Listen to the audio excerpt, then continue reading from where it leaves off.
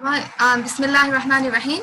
Assalamu alaikum, dear viewers, and welcome to today's talk show in the run-up to Yom al-Quds on IBN TV Live in collaboration with Friends of Palestine.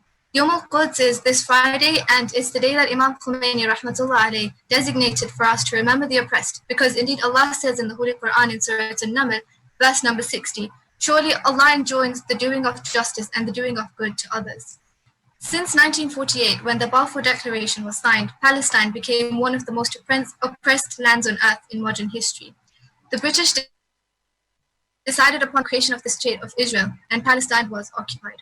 The lands of Palestinians were taken away from them, and their country was unjustly conferred upon another people who had no right to it.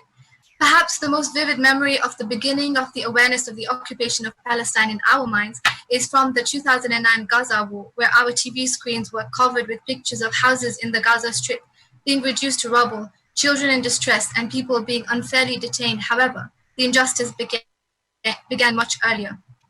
Up until today, the Palestinians are struggling for their independence and to regain their right to state, which was snatched away from them. And until today, the oppressors continue to oppress. The hypocrites continue to be complacent, whilst the heroes fight on instance against the oppression and injustice. To discuss the occupation of Palestine in more detail, we're joined from London by Sister Narges Moballeghi. Narges is a freelance journalist based in London who previously worked for Press TV. We're very pleased to have you on. Welcome. And to our dear audience, if you've got any questions, please feel free to send them over to the host, Friends of Palestine, using the Zoom chat, and inshallah we'll address them towards the end of the program. And without further ado, we'll jump right into the discussion.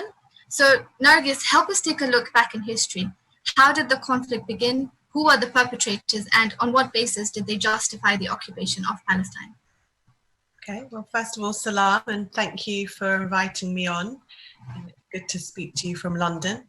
I should start by saying that, like most of us around the world, I'm also locked down in my home, and I have very noisy neighbours. So if you hear kids playing, people shouting, or a bit of music in the background, I apologise. It's just a fact of the current circumstances.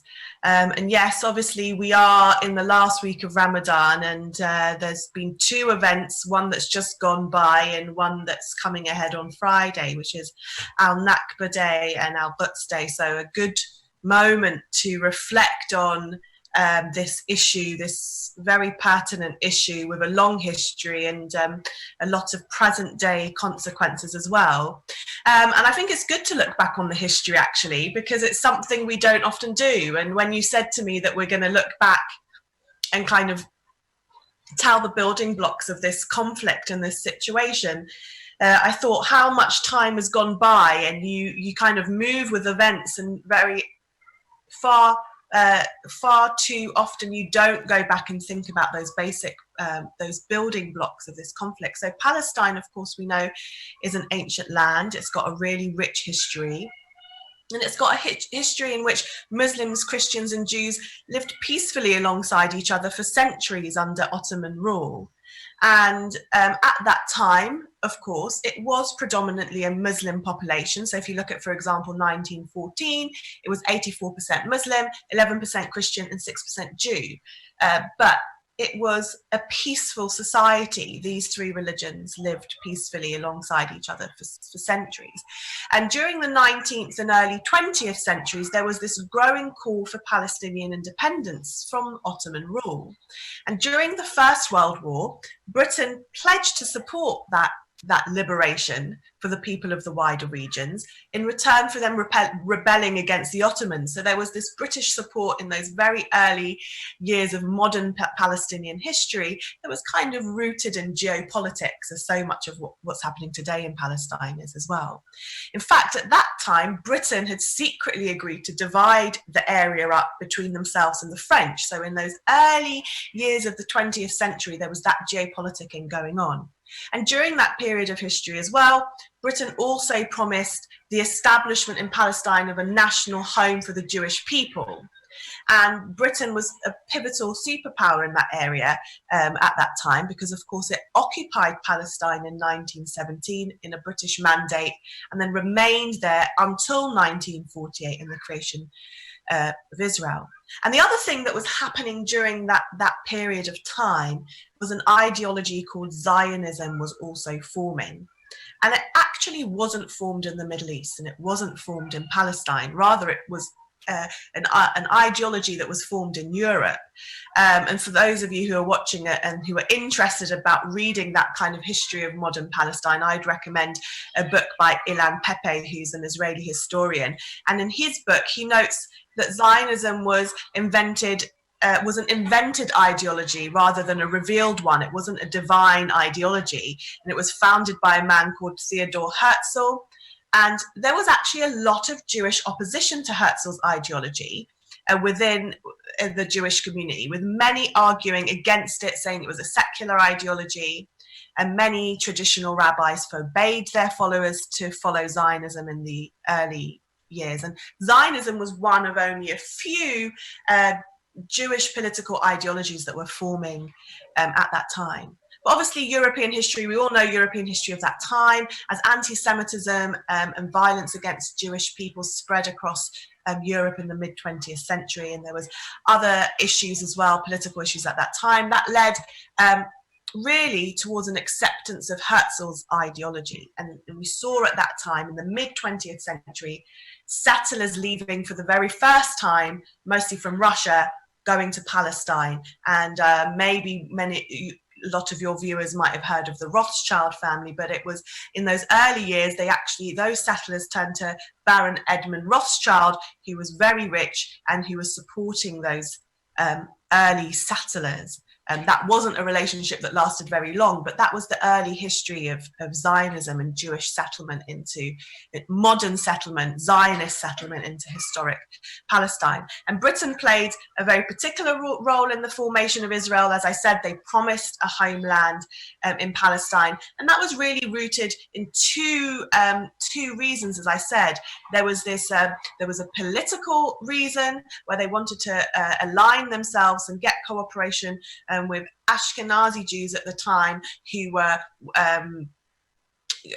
who could spread anti-Russian propaganda and pro-British propaganda in Russia. But there was also political, alongside those political factors, there was a religious factor as well, because as been noted in many history books, the Prime Minister of the time, David Lloyd George, actually believed that placating the Jews back to Palestine would bring about the second coming of the Messiah. And that kind of thread we see even in early Christian Zionism, or today in evangelical Christianity in America. So kind of moving it forward, we then, I'm sure many of your viewers of people watching in now have heard of the Balfour Declaration, and that kind of is a pivotal point in that modern history, which we saw the Balfour Declaration, which was a letter dated the 2nd of November 1917. And actually, I wanted to bring it up on the screen if I could, just so for those who have not seen it, because they might have heard many times the term Balfour Declaration, but they might not know that it was, it's an actual letter. I don't know if you can see that, but as you can see on the screen there, it's from the Foreign Office in Britain, dated November 2nd, 1917. And again, it's to Lord Rothschild. And it's, as you can see, I have much pleasure in conveying to you on behalf of His Majesty's government the following declaration of sympathy with Jewish Zionist aspirations, which has been submitted and approved by the government. So that is the letter. We still have it today. And that was published in 1917. And by 1947, if I stop that, by 1947, there was the United Nations. It was after the war. The UN was, and still is, many would argue, Western dominated. And they came in 1947 off the back of this exponential growth in Europe, support for the Zionist project, and the UN in a resolution, I think it was 181, UN adopted resolution 181, and that was a petition plan for Palestine. The Jewish population at the time made up a third of residents. The UN report recommended creating a Jewish state on 56% of Palestinian land. And that is where the modern state of Israel was created, through that UN resolution pushed by Britain off the back of Zionist political ideology, endorsed by the British in the Balfour Declaration. And that map that we often see, I'm sure many have seen, if I maybe can get that up as well. Let's see if I can do that. That is when we see that map. When we see that map, that's what we're talking about. That what was Palestine before 1948? And what's important here, I think, for the modern history is you can see 1947 UN plan. So that's actually what the plan was that the UN had put forward in that resolution, to split up 56-44. But that's not actually what happened. There was land grab, and that's where we heard this term this week, the Nakba, or the catastrophe. That's what we mean, because by 1949, the Nakba had resulted in the ethnic cleansing of 2/3 of the Palestinian population, with Israel ruling 78% of the land. And that's where you see 1948 to 1967, an even smaller portion of Palestinian land. And we now have the situation today with settler territory, illegal settler territory, eating in further into Palestinian land. I mean, I'm sure we'll talk about that settler modern history a bit more. I would say maybe the only two other key things then in those early years of the creation was not just the land grab of the Nakba, but then of course we had wars, the West Bank and the Gaza Strip. They've been ruled illegally by the Israeli military since their occupation in the 1967 war, and of course East Jerusalem was annexed illegally by Israel in 1967. So, and that's why the recent events around America and Trump moving the embassy to Jerusalem is so controversial, because actually that war led to Israel illegally taking East Jerusalem, and the international community doesn't recognize Israel's occupation of East Jerusalem, but America came in and allowed Israel to have its embassy there. Nice. So yeah, so that's really, I think, important to show that it's not a short history. We've kind of come just to the 60s, which is probably where some of our viewers were born, or I wasn't born there, but there's a rich history to the conflict in Palestine, and the geopolitics around it. Right, so from what you said, I gather that the entire thing was orchestrated by the superpowers for their own ideological and geostrategic interests. So now I'll ask you to tell us a bit more about the current situation and what the occupation actually entailed, what injustices and oppressions were carried out and are being carried out against the Palestinians as a result of the occupation. Yeah, I mean, now the occupation and the injustices really woven into every part of Palestinian life. And it's become more complex as time has gone on. But I think, of course, the main thing or the first thing that someone would discuss is the issue of refugees. You know, at the very beginning of the creation of Israel, so this is in 1948, 1949, 250,000 Palestinians were forced into exile, and that was just in the first years. During the 1967 war, there was, for example, there was a further, I think, about 300,000 Palestinians who became refugees. And the UN then put forward a resolution saying that Palestinians have the right to return. And that's why, you know, many people might hear in the news or in dialogue, the right to return, the right to return. That's because there was this mass forcing of exodus for the Palestinians. And then in the early years of the creation of Israel, there was this right to return put in legally. But Israel's always refused to implement that resolution. And so the situation has just become exponentially worse. So today, you've got 6 million Palestinians living as refugees. There's hundreds of thousands who are in overcrowded refugee camps in the West Bank or in Gaza. But of course, there's many who aren't in Palestinian land. There's Lebanon and Syria and Jordan. many generations now of Palestinians born in these camps in these other countries. And I would say other main, key things that visually come to mind are, for example, the separation wall in the West Bank. We now have the exponential increase of settler colonialism and settler expansion in the Palestinian areas, where there's settler roads where Palestinians are then cut off completely from their communities, not just family members, but basic necessities, from water supply, from hospitals, from their own agricultural land. They face travel restrictions. So, for example, many are not allowed to enter Jerusalem al-Quds. They're not allowed to enter the masjid. They have to wait in line. Men of a certain age can't go in. They're not allowed to travel abroad. So, I mean, the list is really, really endless.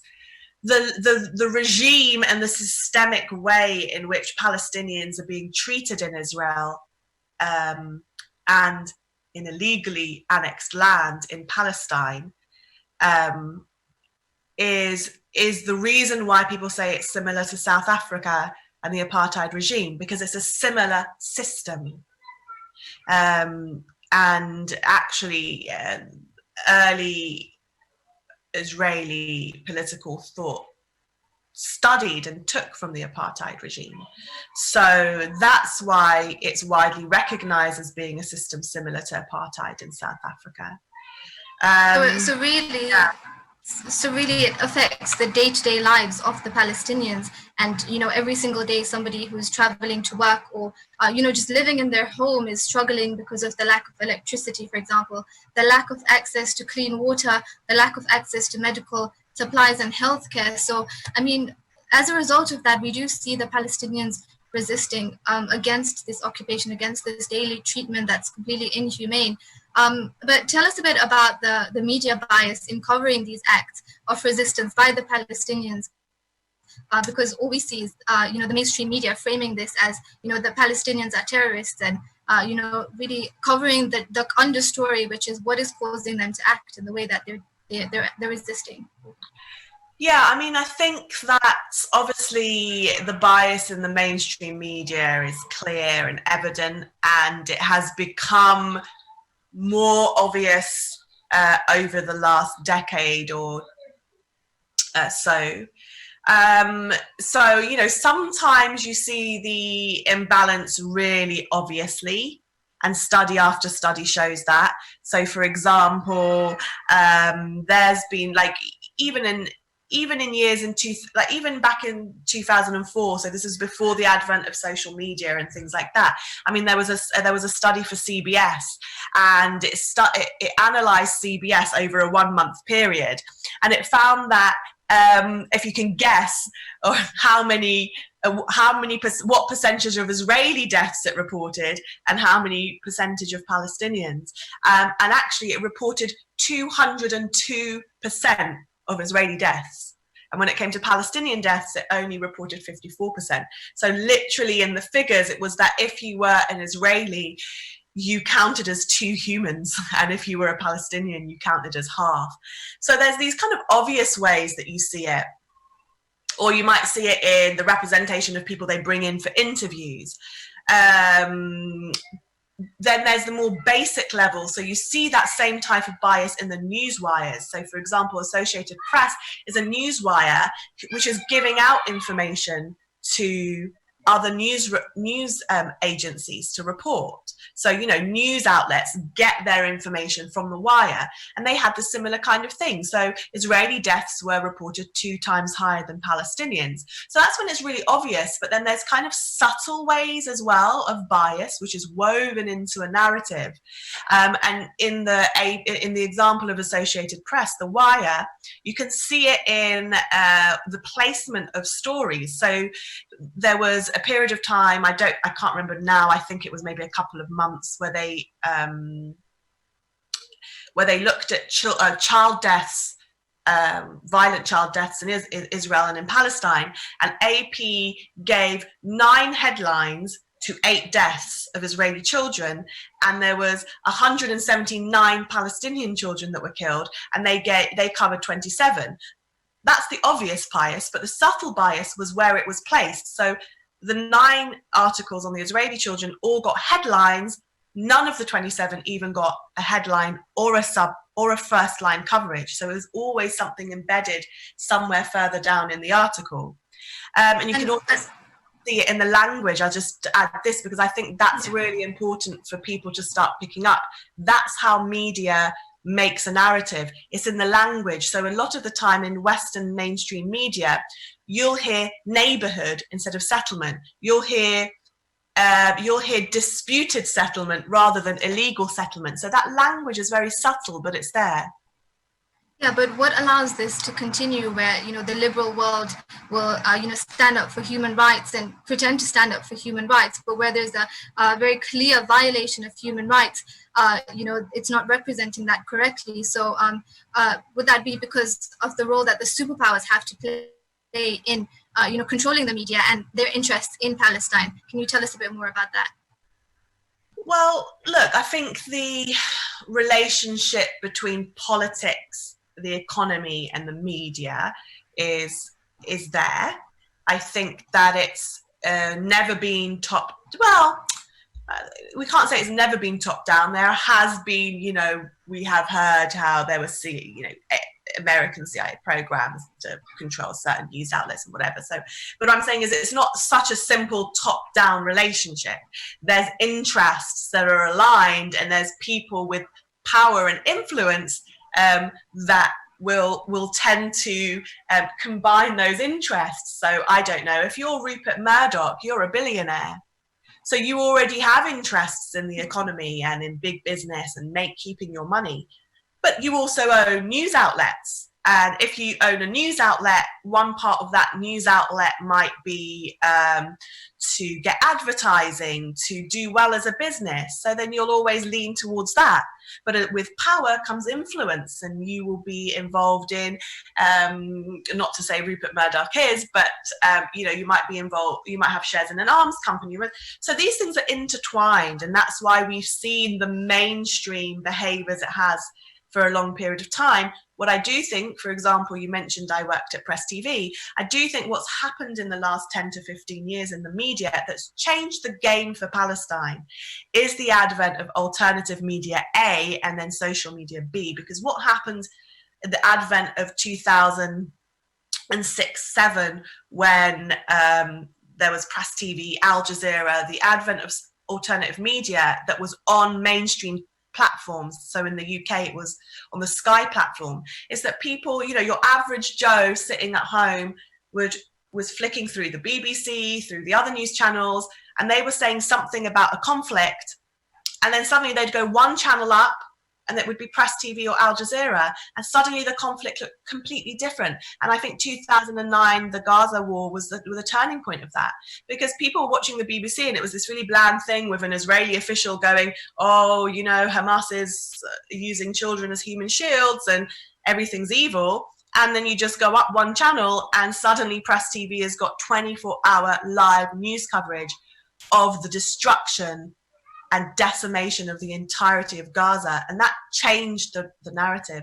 The next thing that happened was social media, which just blasted the doors open. So we were seeing directly for citizen journalists on the ground. We were hearing what is happening. And that has changed the narrative of Palestine to an extent that when something's tweeted, I don't know, Ahad Tamimi is tweeted and it goes viral and millions and millions and millions of ordinary people around the world retweet it, the mainstream media doesn't have a choice but to report on it. So that part of the relationship is now filtering back into the mainstream. And it's been interesting with Donald Trump because there's this kind of conflict now in the mainstream. They are pro-Israeli, they are anti-Hamas, they are anti, these different positions, but they're also anti-Trump in some ways. So you get this weird coverage where they're kind of now sometimes anti-Israel because Israel is very far right and in cahoots with Trump in a very dangerous way, and they're anti-Trump, but then they have to still be pro-Israeli. So now we're seeing, I don't know if viewers agree, but this kind of weird coverage sometimes where they don't really know where they stand, and that's because they don't have a principled position on the matter, really.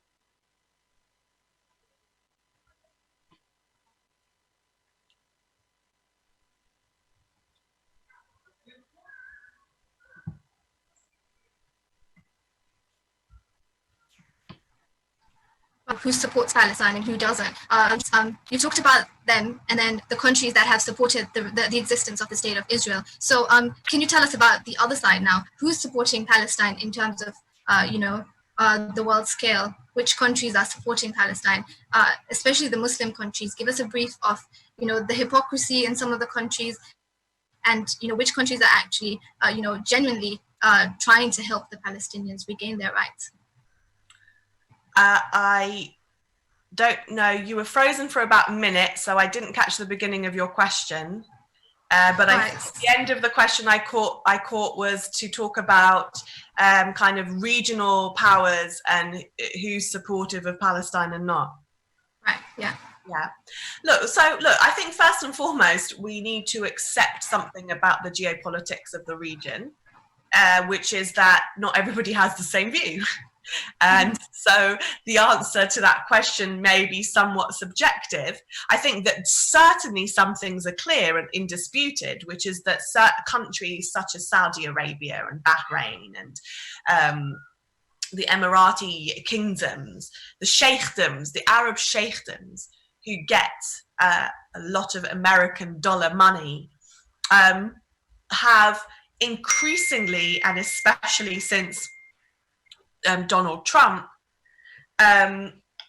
been openly now pro-Israeli. We have the deal of the century, which is Donald Trump's, push for a peace deal, and the Saudis are openly supporting it. They have made that very clear. So I think that's quite clear. And then in terms of support for the Palestinians, there's a plethora of countries, dependent on your subjective point of view, who've been supportive. Iran, of course, keeps the Palestinian issue alive in a very big way inside of the country. It's a key policy issue for them. Syria has its own devastations now, unfortunately, but it had historically been a country that supported Palestine. Turkey is known by many in the region and the world as a country that supports Palestine, although it does have relations with Israel. I do think that the situation in the region, and I think this is sad actually, is that one of the consequences of the devastation in the region and the confusions that have happened in Syria, the devastation in Syria and the schisms, we have to be honest, the schisms that it's provided in the region, whether that's down sectarian or political lines, has really muddied the water a lot when it comes to Palestine. And we don't, unfortunately, see that same kind of unity that we did used to see around this cause.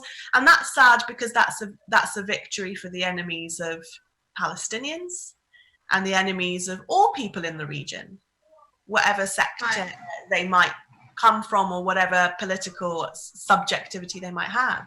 And that's really, really sad, because Palestine was a uniting factor. So though there's been that slight schism there, I can certainly say in the world more broadly, especially in the Western world, support for Palestine is absolutely through the roof, and it's growing exponentially every year. Right. So in terms of, why Palestine is so important in the Middle East, we see these countries such as Turkey, like you mentioned, trying to play both sides of the coin, where they're supporting Israel and have relations with them, not supporting, but having relations with Israel. And then also, for the sake of saving face in the Muslim world, will make mention of supporting Palestine. So I think it just puts the Palestinians in a very difficult position where, they don't have that full support. But what I'm going to ask you is, why do we insist on the issue of Palestine? Why is it not okay to just say, okay, fine, Israel exists, and let's just have, let's say, a two-state solution. Let the Palestinians have their land. Let Israelis remain where they are. Why is there a problem with that? And why do we have to keep focusing on this issue of Palestine and not let it be forgotten? Why is it so important? Well, I think one thing that's really, really important to remember is that this is about Palestinian agency. This isn't about what Iran wants for Palestine or what Turkey wants for Palestine or what America wants for Palestine. Palestine is a country with a rich heritage of people. There's Christians, Muslims, and Jews who are historically from the land of Palestine. There are the Jewish community in what we today call Israel. It's not that all Jews came from the outside and infiltrated into this country that was called Palestine. There was a historic Jewish community, a historic Christian community, and a historic Muslim community, and they've all been oppressed. And the point is that this is about the agency of the Palestinian people. They should get to decide. My opinion on the two-state solution is not important.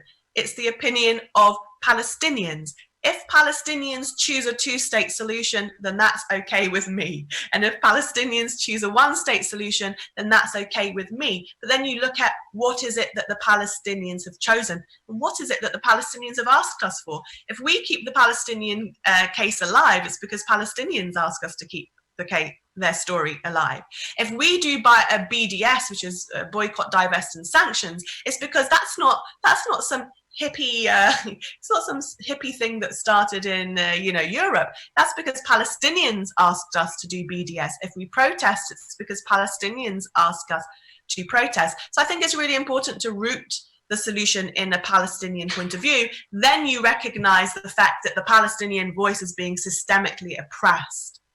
Why should we support Palestine? Look, I have my view here, which is to say that we shouldn't, in a way, look at, like, especially in the world today, we're seeing Yemen happen, we're seeing Syria happen, we're seeing there's no point of having a shallow exceptionalism on what's happening in Israel and Palestine. There's horrible things happening everywhere in the world.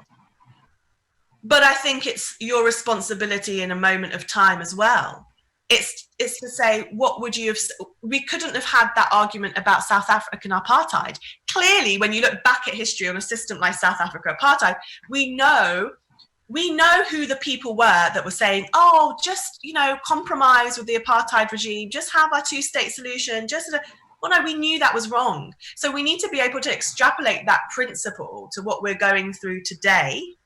But I also think for me personally, I think Palestine is particularly important if we take that into account. We take into account it's not the only problem that's happening in the world. It's not the only devastation. Well, it's on the tip. It has bubbled. There's certain things that have started in our lifetime. The issue in Yemen, it's a war that started in our lifetime. This is something that started 100 years ago. And it's been generation and generation of people that have been trying to get their voices heard. Look what's happening in China right now, to our Muslim brothers in China. There are activists today trying to get that story across, and no one's listening to them. We have to understand that with the Palestinian issue, it's 80 years of Palestinians giving blood, people giving up their life to make this water boil to this point where we're on the tipping point of global change on this issue. So I think that makes it important, because Palestine has become a symbol that's more important than Palestine. The same way South Africa became a symbol that was more important than South Africa. So it's really important that as this groundswell happens, you're on the right side of history, because I believe that we could see a radical change in the situation in the Middle East in our lifetimes. And we'll be on the wrong side of the argument the same way that the people supporting apartheid South Africa were on the wrong side of the argument. It's not necessarily a Muslim issue or a Middle East issue. It's an issue of principles and how history has shown these things happen, because actually it's not that unique. There's oppressive regimes. Yeah. And it's your responsibility to make your voice heard on campaigns that are gaining this type of traction, and elsewhere too, and support the Chinese Muslims, the Uyghur Muslims in the camps, and Syria and Yemen and Bahrain. It's not one thing that you can do. You can do more things. You can do all things at once. Right, but I think the reason why this issue would be a bit more important is because, we talk about Palestinian agency, but on the other side, they're pitted against Israel, which is supported by, the US and, world powers, which have so much, power in the international arena, and that they can influence a lot of decisions that happen, whereas the Palestinians are kind of left alone. So if these other countries around the region don't help the situation, then I think that just makes them become even more oppressed than they already are. And I think that's the issue, is that they're pitted against an enemy that is so huge that they really, really need all of the support that they can get. But I completely, agree with your point that all of these issues are really important. And I think, it all stems from just standing up against all sorts of oppression and injustice. And a lot of times we see all over the region, especially the perpetrators of the destabilization that's happening in Yemen, that's happening, elsewhere, is the perpetrators are common. So I think it's that fight against, the occupation of Palestine is really a fight against, the infiltration and the intervention by the US and, its allies in that region. I would also say that really the struggle for Palestine is the defining struggle of our generation. And that's it. There will not be any change if there's not a change in that situation. And if I was answering that critique that sometimes we hear, because there's so much of, because you see, what people need to understand is because of the success of the pro-Palestinian campaign, and because we are really reaching that tipping point, the aggression and the fight back against that from pro-Israeli elements is increasing. And that's why there's so much effort. I mean, I don't know what it's like in Tanzania, but I can speak certainly to European communities. There is so much pressure to put on young people to tell them, but why Palestine? Oh, leave Palestine. What about this? What about that? So my answer really was to that, is to say, look, fine, you can have a more in-depth, a more intellectual response to that. But the key point is that Palestine is still the key. Palestine is that crucial element. And if people are trying to dissuade you from doing it, you need to ask yourself why. What is the reason that you're that you're being dissuaded from supporting this crucial issue? And they very much target Muslim communities on this. It's a strange thing that, they target Muslim communities not to support Palestine at a time where non-Muslim community support for Palestine, as I said, is exponentially increasing. Yeah, and I think that's the wisdom of Imam Khomeini, where he, repeatedly reminded us to never forget the issue of Palestine, because it really is kind of the root of, destabilization in the Middle East. So we've only got a few minutes. We've got some questions from the audience. And if anyone has any more questions, please don't forget, you can send them on the Zoom chat to Friends of Palestine, who's the host, and that'll be great. So somebody's asking, what's the Israeli response to all of this? Are there any Israelis that are against the occupation of Palestine? I think that's a really, really important question, because sometimes we should be careful not to fall into a trap to think that everyone has the same opinion. There is a lot of Israeli criticism. I would say it falls into two parts.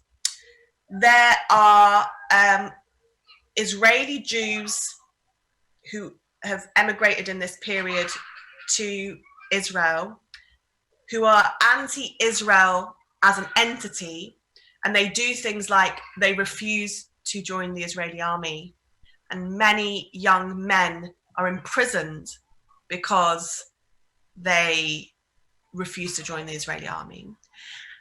And then there's a broader critique, which I would say is not necessarily saying that they don't agree with the Israeli entity as a whole, but they're very, very, very critical of how the Israeli government has been treating Palestinians. So you'll see protests, there's human rights organizations in Israel. And I think outside of that, in terms of Jewish criticism and Jewish anti-Zionism, that is a really important voice. So, and you'll see organizations across the world.